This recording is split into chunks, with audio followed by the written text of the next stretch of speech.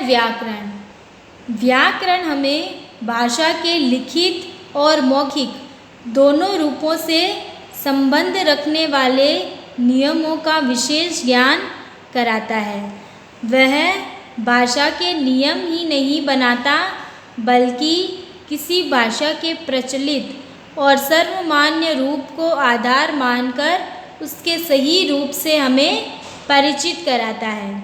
व्याकरण शब्द का अर्थ है टुकड़े टुकड़े करना, अर्थात व्याकरण भाषा के मौखिक और लिखित रूपों के सभी अंगों, ध्वनि, वर्ण, शब्द और वाक्य आदि को अलग अलग करके उनके शुद्ध और अशुद्ध प्रयोग का ज्ञान कराता है।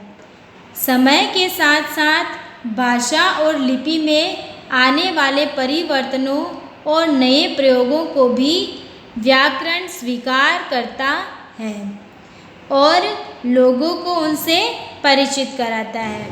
तो व्याकरण का शब्द का क्या अर्थ होता है? टुकड़े टुकड़े करना, अर्थात व्याकरण जो है वो भाषा के मौखिक और लिखित जो भी रूप है उन सभी रूपों के उनके अंगों को, ध्वनि हो गए उनके अंग कैसे, जैसे कि ध्वनि, वर्ण, शब्द और वाक्य, उनको अलग अलग करके हमें शुद्ध और अशुद्ध रूप का ज्ञान कराता है कि हम उन्हें कैसे शुद्ध रूप में लिख सकते हैं, कौन सी हमारी अशुद्धि है, तो यह बताता है। और समय के साथ साथ भाषा में और लिपि में जो परिवर्तन आते हैं तो व्याकरण उनको आसानी से स्वीकार कर लेता है।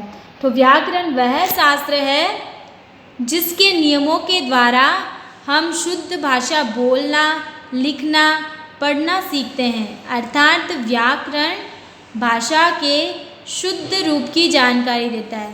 तो एक ऐसा शास्त्र जिसके नियमों के द्वारा हम शुद्ध रूप से बोलना, लिखना और पढ़ना सीखते हैं, शुद्ध रूप से समझना सीखते हैं उनको, तो वह शास्त्र क्या कहलाता है? व्याकरण कहलाता है। मतलब हम यह भी कह सकते हैं कि भाषा के शुद्ध रूप की जानकारी हमें कौन देता है?